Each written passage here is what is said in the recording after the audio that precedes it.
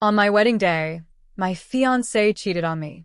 He told me he would marry my younger sister and that he had loved her for the last 2 years. He sat with my sister, and they both laughed at me. I was so angry. How could he do this? They ordered me to leave the place, and my parents supported them. But my fiancé didn't know I had a secret about him. I secretly called the police. When the police arrived, everyone was shocked. My name is Emma, and I'm 29 years old. I live in Chicago, a bustling city filled with energy and opportunities, but 2 years ago, it felt like my life was unraveling. I want to share my story, not for pity, but to make sense of the whirlwind that changed everything for me. It's a story of betrayal, family loyalty, and, ultimately, self-worth. 2 years ago, I was excitedly preparing for my engagement party. I had been with Ethan, my fiancé, for nearly 4 years, and he was everything I had ever wanted. He was kind, funny, and I felt safe with him. On the day of the party, I remember feeling like the happiest woman alive, surrounded by family and friends, eager to start this new chapter in my life. I can still picture the decorations, the twinkling lights strung around our backyard, and the scent of the fresh flowers filling the air. Everyone was smiling, laughing, and celebrating my love. As I stood there, soaking in the joy, I decided to step outside for a moment to catch my breath. I needed a little space to reflect on how far I had come. My heart was full, and I couldn't wait to say, I do. But what happened next shattered that dream in an instant. As I walked into the backyard, I caught sight of something that froze me in my tracks. There, in the dim light, were Ethan and my younger sister, Sophia, wrapped up in each other's arms. They were kissing so passionately that it took them a few moments to notice my presence. I stood there, frozen, unable to comprehend what I was witnessing. This couldn't be real. My sister, the one person I had trusted more than anyone, was kissing my fiancé. Emma, Sophia stammered, pulling away from Ethan as if burned. I couldn't speak. I felt my heart drop, my stomach churn. I wanted to scream, to cry, to run away. Instead, I turned and fled to my car, desperate to escape the reality of what I had just seen. I drove aimlessly through the city, tears streaming down my face, my mind racing with disbelief. How could this happen? How could Ethan, the man I thought I would marry, betray me like this? After a few hours of driving, I found myself at a hotel. I checked in and collapsed onto the bed, still in shock. My phone buzzed incessantly with calls and texts, but I couldn't bring myself to respond. How could I talk to anyone after what had happened? I felt utterly alone, trapped in my thoughts and emotions. That night, I received a text from Sophia. My hands shook as I read her message. I'm so sorry, Emma. I didn't mean for you to find out this way. I love him. The words hit me like a ton of bricks. She had been in love with Ethan for a long time, and I was just a distraction. I spent the next few days in a haze, trying to process my feelings. I thought about the future I had envisioned, the wedding, the family. It all felt like a cruel joke. I kept replaying the moment I saw them, trying to convince myself it wasn't true, but deep down I knew it was. After 5 days, I returned home to gather my belongings. My heart raced as I walked through the door. To my horror, my family was there, gathered together as if nothing had happened. Sophia and Ethan were sitting side by side, their smiles bright and completely at ease. It was as if they hadn't just torn my world apart. Emma, you're back, my mother exclaimed, rushing to hug me. We were so worried. I stood there, feeling utterly numb. How could they act like everything was okay? I wanted to scream, to tell them how deeply they had hurt me. But instead, I just stood there, my heart heavy with betrayal. Emma, I'm so sorry, Sophia said, her eyes glistening with tears. I never meant for it to happen. I can't help who I love. I felt rage boiling inside me. You can't be serious. You took my fiancé. My life was supposed to be with him, and you just swooped in. Ethan tried to speak, but I cut him off. You're just as much to blame. You proposed to me knowing you had feelings for my sister. Their faces fell, and a heavy silence filled the room. It was suffocating. My family, who I thought would stand by me, seemed more concerned about Sophia and Ethan's feelings. They believed they were meant to be together, that it was fate. Emma, please understand. My father finally spoke up. You can't change the past. This is what they want. You should let it go. Let it go. My entire life was crumbling, and they wanted me to just accept it? I couldn't take it anymore. I'm done, I said, my voice steady, but filled with pain. I'm done with all of you. You don't understand what this feels like. I grabbed a few of my things and left. I had never felt more alone, yet I also felt a sense of relief. I was breaking free from the toxic atmosphere that had surrounded me for so long. As the days turned into weeks, I distanced myself from my family. I blocked them on social media, only allowing them to view my life through curated posts. It was my way of coping, of showing them that I was okay, even when I was far from it. Despite the emotional turmoil, I focused on my job and started to rebuild my life. I learned to enjoy my independence. But even as I grew stronger, I couldn't shake off the feeling of betrayal. My heart still ached for the future I had lost. Little did I know, this was only the beginning of a much darker chapter in my life. I had no idea how far my sister and ex-fiancé would go to pull me back into their chaotic world. But for now, I would hold on to my newfound strength, determined to keep them at bay. Time passed slowly as I tried to heal from the pain of betrayal. Each day was a struggle to maintain my composure while I pushed the memories of Sophia and Ethan to the back of my mind. I fill my days with work, meeting new friends, and discovering new hobbies. Chicago became my sanctuary, a place where I could build a new life, free from the heartache that had once consumed me. However, no matter how hard I tried, the past had a way of creeping back into my thoughts. I often found myself reflecting on what could have been. I remembered the laughter we once shared as a family, the holidays spent together, and the dreams of a happy future. Those memories were bittersweet, tainted by the knowledge of betrayal. It had been nearly 2 years since that disastrous engagement party, and I thought I had finally found a sense of peace. That was until I received a call from my mother one Thursday evening. The phone rang, and I almost didn't answer. My heart raced, torn between curiosity and the anxiety that came with her name flashing on my screen. Emma? Her voice was shaky, filled with a sense of urgency. Mom, I replied cautiously, my heart pounding. What do you want? Please, can you come home? We need to talk, she said, her voice thick with emotion. I hesitated. After everything that had happened, I had sworn to myself I wouldn't return to that toxic environment. What's going on? I asked, trying to remain calm. It's Sophia and Ethan. They're in trouble, she said, her voice cracking. I don't know what to do. A wave of frustration washed over me. What kind of trouble? They've made their choices, Mom. I'm not responsible for their mistakes. Please, Emma. Just listen to me. They've started a business together, but it's failing. They owe money to some really bad people and they need help, my mother pleaded. My heart dropped. I felt a mixture of anger and pity. Sophia had everything she wanted, Ethan and a new life together. Why should I help them now? I took a deep breath, trying to keep my emotions in check. How much do they need? I asked, my voice barely above a whisper. $80,000, my mother replied, her voice full of desperation. They've exhausted all their options. If we don't help them, I don't know what will happen. $80,000? It was a significant amount, and I could afford it, but it was hard to ignore the bitterness that rose within me. Mom, they turned their backs on me when I needed them most. Why should I help them now? I heard my mother sigh heavily. Because they're family. Sophia needs you. She's scared, Emma. They don't have anyone else. I felt torn. My heart ached for my sister, but I couldn't overlook the pain she had caused me. I can't just forget what happened, Mom. I'm not a bank. I'm still hurting. Emma, please. You have to think about what kind of person you want to be. This isn't just about you. It's about being there for your family, she urged. The words hung heavy in the air. I didn't want to be that person, someone who looked past the hurt for the sake of family loyalty. I need time to think, I finally said, ending the call.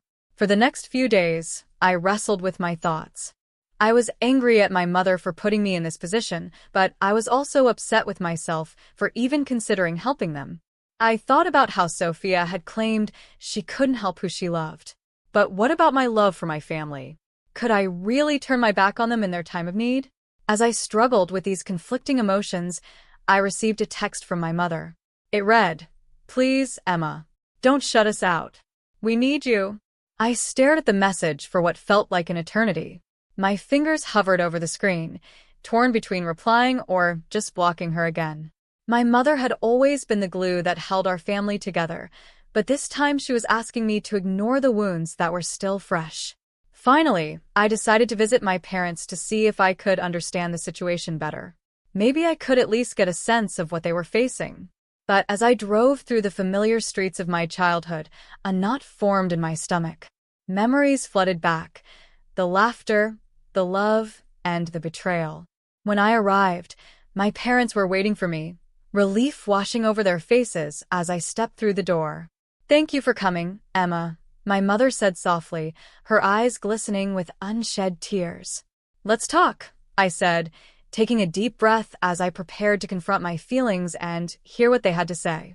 As we sat down, my mother explained more about Sophia and Ethan's business.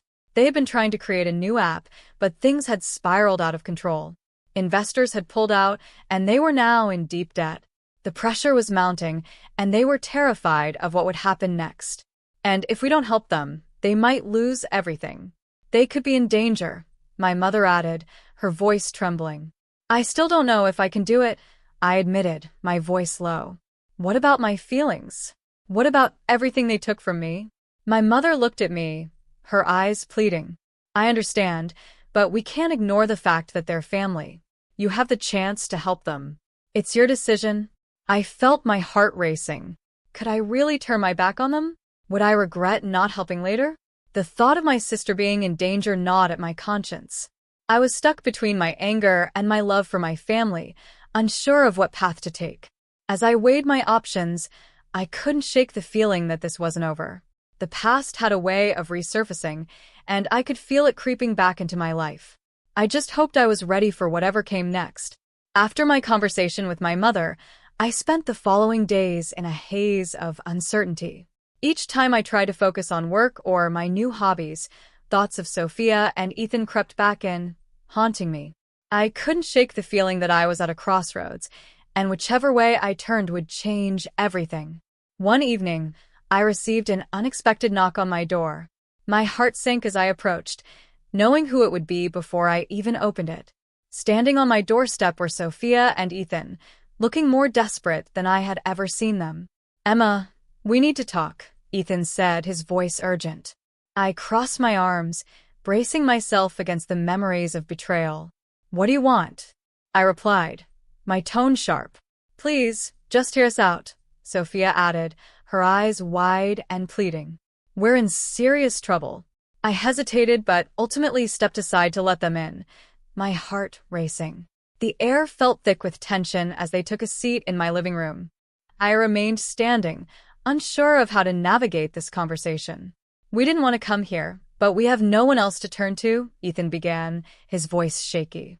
"The business is failing worse than we thought. We owe money to some dangerous people, and they've threatened us." Sophia nodded, tears streaming down her cheeks. "They've been harassing us. We're terrified, Emma.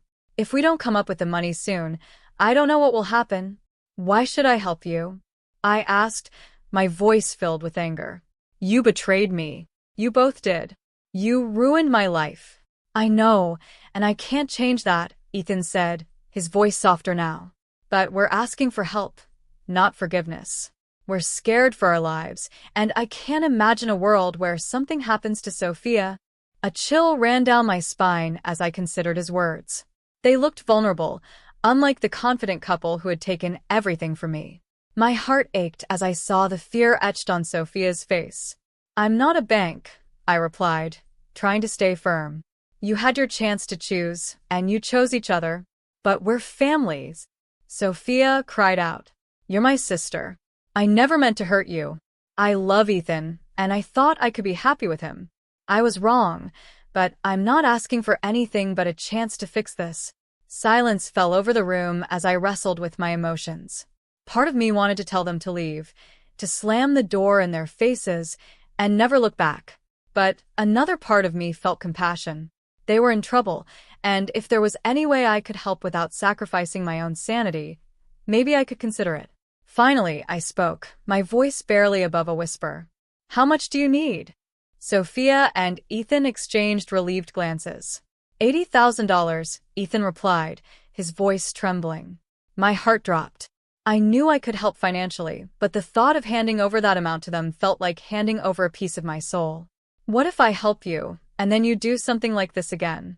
What guarantee do I have? Ethan sighed, looking defeated. I promise if we can get through this, I'll make it right. I won't come back to you again. We just need a chance. I took a deep breath, weighing my options. The fear in their eyes tugged at my heartstrings. I had built a life without them, but could I really turn my back on them now, when they needed me most? Let me think about it, I finally said, feeling the weight of the decision already pressing down on me. They left shortly after, leaving me with a whirlwind of thoughts. I paced my living room, conflicted about what to do. My mind raced as I considered the consequences. If I helped them, would it mean sacrificing my peace of mind? Would I be taking a step backward in my journey toward healing? That night, sleep eluded me. I lay in bed, staring at the ceiling, haunted by the memories of betrayal and the weight of my decision. I felt trapped between loyalty to family and the need to protect my own heart. Would helping them lead to my own downfall? The next day, as I prepared for work, my phone buzzed. It was a message from my mother. "They're desperate, Emma. Please think about what I said. We can't let this end badly." I stared at the screen, my heart racing. I was at a breaking point, and I knew that whatever choice I made next would define my future. The past loomed large, and I felt its shadow creeping back into my life, ready to engulf me once more. After a sleepless night, filled with turmoil, I knew I had to make a decision. I found myself pacing my apartment, lost in thought. The fear in Sophia and Ethan's eyes weighed heavily on my conscience, but so did the memories of their betrayal. I had spent 2 years building a life away from them, one filled with healing and self-discovery. Would I be willing to risk it all for the very people who had hurt me? I decided to meet my parents for lunch to discuss what I should do. As I sat at the small cafe, I couldn't shake the nervous energy that filled the air. My mother arrived first, her expression filled with concern. "Emma," she said softly, taking a seat across from me. "Have you thought about helping Sophia and Ethan?" I nodded slowly, unsure how to articulate my feelings. "I just don't know if I can trust them again, Mom. They made their choice, and it hurt me deeply. How can I help them without feeling like I'm betraying myself?" My mother looked down at her hands, then back up at me. "I understand, honey. But you have to remember that family is important. They are in a dark place right now, and they need you. Sometimes we have to put aside our hurt for the sake of love." Love? They broke that bond when they chose each other over me, I exclaimed, feeling frustration bubble up inside. I can't just forget everything because they're scared now. "Maybe this is a chance for you to show them what forgiveness looks like," she suggested. "You can help them without losing yourself. Just think about it, please." As we talked, I started to see my mother's perspective. Maybe helping Sophia and Ethan didn't mean I had to sacrifice my well-being. Maybe it could be a step toward closure for me, a way to finally heal from the pain they had caused. After lunch, I drove home, my mind racing. I replayed our conversation and realized that perhaps my reluctance to help stemmed from my fear of being hurt again. But what if I didn't allow their past actions to dictate my future choices? What if helping them allowed me to reclaim my power? Finally, I reached a conclusion. I would help them, but on my terms. They would need to understand the consequences of their actions, and that I would not be a safety net for their mistakes. That evening, I texted Sophia and Ethan, asking them to meet. I felt a surge of anxiety as I waited for them to arrive. When they walked through my door, the tension in the room was palpable. "Thank you for meeting us, Emma," Sophia said, her voice shaky. "I've thought about your request," I started, my heart pounding. "And I'm willing to help. But there are conditions." Ethan's eyes widened, and Sophia's face lit up with hope. Anything. We'll do whatever it takes, Ethan replied eagerly. You need to seek professional help, I said firmly. This isn't just about money. You both need to understand why you made the choices you did and how to fix them. I want to see you work on yourselves before I consider giving you anything. They exchanged glances, and I could see the realization of responsibility dawning on them. We will, Sophia promised, her eyes sincere. We'll do whatever it takes. And I'll give you the money, but only after you've shown me you're serious about making changes, I added, feeling a weight lift off my shoulders. This is your chance to rebuild. But it starts with you. As they nodded, a sense of relief washed over me. I felt stronger than I had in years, no longer just a victim of their choices. This was my life, and I was reclaiming it. After they left, I sat on my couch, feeling a sense of peace I hadn't experienced in a long time. I was still scared, but I knew I had made the right choice. Helping Sophia and Ethan wouldn't erase the past, but it would give me closure and a chance to step into my future with strength. In the days that followed, I kept my distance but checked in occasionally to see their progress. Slowly, I started to notice small changes in them, signs that they were taking this seriously. I realized that healing doesn't mean forgetting. It means choosing to move forward, learning from the past, and standing firm in my self-worth. And even though the road ahead might still be rocky, I felt ready to face whatever came next, free from the shadows of betrayal. As I looked out at the city skyline from my apartment window, I felt a sense of hope blossoming within me. This was my life, and I would shape it as I saw fit, no longer a prisoner to my past.